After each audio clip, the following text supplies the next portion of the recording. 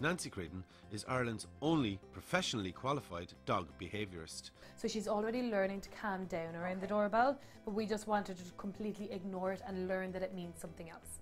She has a way with dogs that goes beyond her training. Turning the head away, good boy, and blinking, really obvious, deliberate blinking, and yawning, good boy. Nanci works with a community of animal lovers in Cork City. They often call upon each other to help with cases. Every dog has their little quirks. So, you know, he might always be a slightly anxious dog. He might not like, say, big dogs. He might not like little dogs. He might not like lots of people around him. It's very hard to say. Her doggy daycare centre is a popular place for working families to place their loved ones. In this programme, she'll come to the rescue of dogs and their owners. She's stressed the whole time. She's yawning, she's trembling, she's panting. She's not a happy dog. She's uncompromising and takes no prisoners. I'm going to blame the owner, and that's the easiest thing for me to do because I can fix the dog, I can't fix the owner. Nanci is on her way to Riverside Vets in Ballincollig. She's been asked to help in a shocking case of cruelty against a little Jack Russell called Thor. So we're heading out now to see Thor, a little dog inside in the vets in Ballincollig who's been really badly treated, and he's pretty much shut down. So I'm going out there from the perspective of behaviour to see if we can kind of build his trust in people again, get him up, get him eating, and just cheer him up really. Thor was brought to Riverside Vets after being found on the side of the road in a terrible state. It was thought he'd been used as bait in a dog fighting competition. Vet Sarah was on duty the night he arrived. He was in a pretty sorry state now. They brought him in a little cat box, he's only little. And he had injuries to his head, very obvious, very visible. The two back legs then, he was limping on one of them and the other one was very injured as well. He was able to walk on 3 legs. I barely touched any of the wounds that first night because you put your hand near him and he was like, oh, screaming. Stay away, stay away. Gave him pain relief, which he was very good at taking injections at that stage. He didn't even flinch. I suppose he was so painful with other things, an injection was nothing. Next morning then he was, you know, he was still with us, thank God, and he was, you know, he was all there. Emma Robertson is a laser treatment expert. She's volunteered to help Thor after seeing his story in the media. The laser therapy basically is red light. So the effect it has on tissue at that part of the light spectrum is for healing. Now we can change the frequency a little bit, which we're going to do for him, which will help with any infection he has as well in his wounds. So we're kind of doing a little bit of both. We're doing a little bit for the infection and then change the setting. So it'll be superficial infection, anything? Exactly. It won't touch him, he won't feel it, it's not painful. And it's just to basically get the cells growing again? It's basically, exactly. It just stimulates the cells to regenerate quicker and better. But there's still a lot of work to do for Thor to have the chance of a normal life. But can a traumatised 3-legged dog ever be normal? So hard to say. And will he ever be a normal dog? And what is a normal dog? And do you know what I is mean? a normal dog? Good question. Every dog has their little quirks. So, you know, he might always be a slightly anxious dog. He might not like, say, big dogs. He might not like little dogs. He might not like lots of people around him. It's very hard to say. Every dog's totally different. Even dogs brought up in a lovely, loving home, they might not like cats. True. Every dog's different. But all dogs respond to certain types of body language, as Nanci explains to veterinary nurse Valerie. What dogs do when they're trying to appease, sending appeasement signals, when they're trying to calm down other people, is they'll yawn or they'll do heavy blinking as well, and head turns. So anything you can do that's using his body language that he understands is going to help him feel more confident around you and know that he can trust you. What I want you to do as well is make sure that when you do approach him, it's as little stress as possible and walk away again. So everything is, technically this is a treat for him because it's you showing him that I'm a nice human, and retreat. With Thor's recovery underway, Nanci is off to meet Kira, who has called about her dog Poppy, who goes crazy whenever the doorbell rings. Hi, Kira. Hi, Nanci. Hi, how are you? It's Poppy, is it? It is. Can we come in? Yeah. Thank you. Come on. Nice to meet Hi. you. I'd see dogs like this a good bit where they'd have elevated cortisol levels, which or basically stress hormones running through her system kind of all the time. And every time something like this happens, she gets another surge of cortisol. She's constantly stressed, constantly feeling like she's sitting outside the principal's office, really, you know. Obviously, it's not a good way. You don't want her to feel like that. You don't want her to be anxious. You don't want her to be upset. And you want to break the cycle. Yeah. So when she's doing this, every time she does it, she's more likely to do it again. Nanci decides to take Poppy to the furthest room from the doorbell. Poppy will be distracted with a treat when the doorbell rings to try and break the cycle. So what we can try and do then, once she's okay in this room, is we can bring her to room 1 nearer to the door and try the exact same exercise again, reward her for keeping her attention on us. The doorbell rings.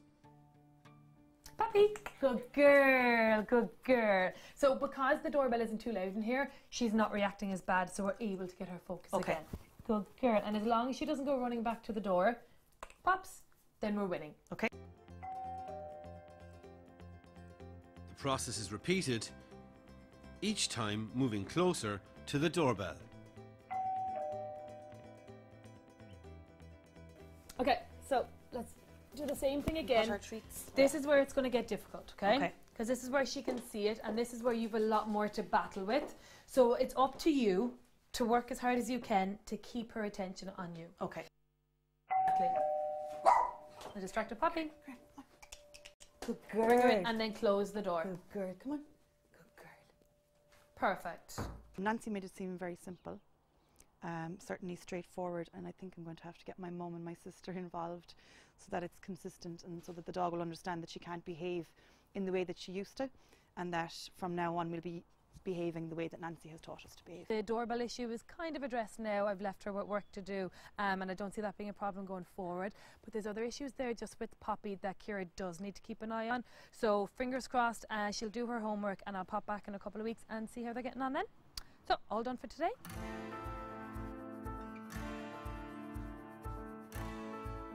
With Thor's physical wounds on the mend, it's his mental state that concerns Nanci.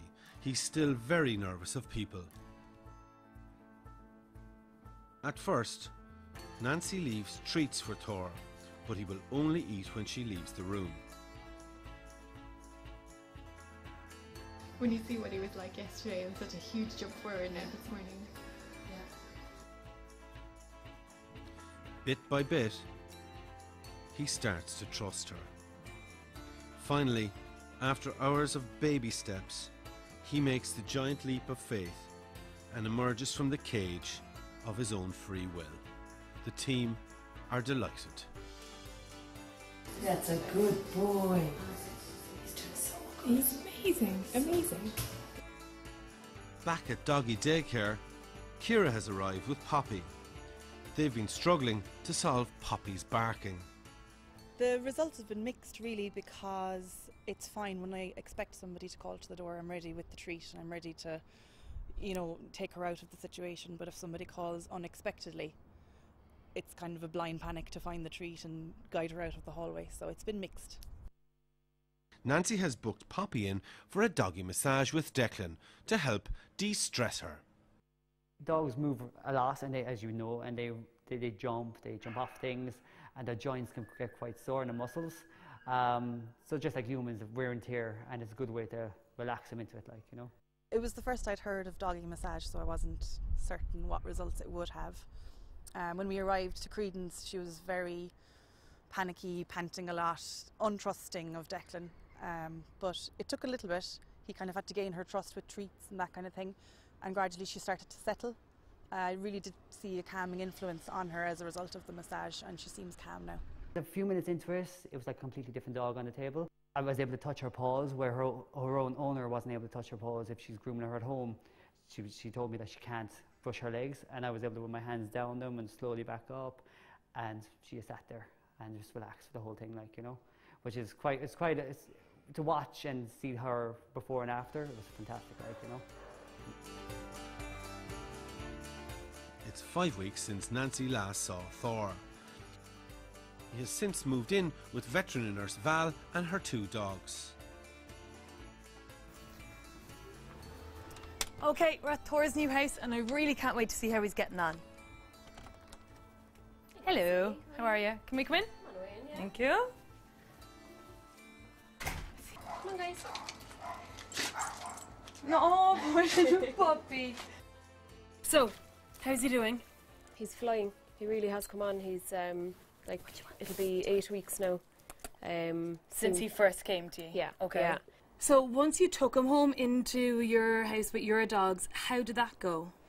I think it all kind of comes from the trust of the two dogs. So if they run to the door and are wagging their tails or are happy to see whoever comes, he's just there as well, like wagging his tail as if, you know, as if he doesn't have any fears. But it's because he's got the two dogs helping him along. He's kind of like, okay, they're happy, so, but then there's nothing to be worried about here, so I'll just wag my tail as well. You've done so well with him, really. I mean, since the way he was in the practice to how he is now since he's come into your home is phenomenal. I wouldn't have expected it. You've done such a good job with him. I mean, everything was done slowly, everything was done conscientiously, so it was really important you didn't rush him and stuff, and that's exactly what you've done. So to see him today, well done.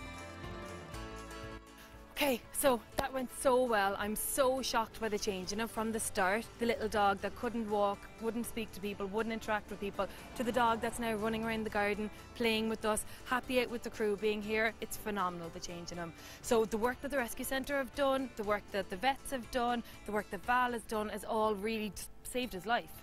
So next job now is to try and find him a home that's going to be suitable. So better get back to work.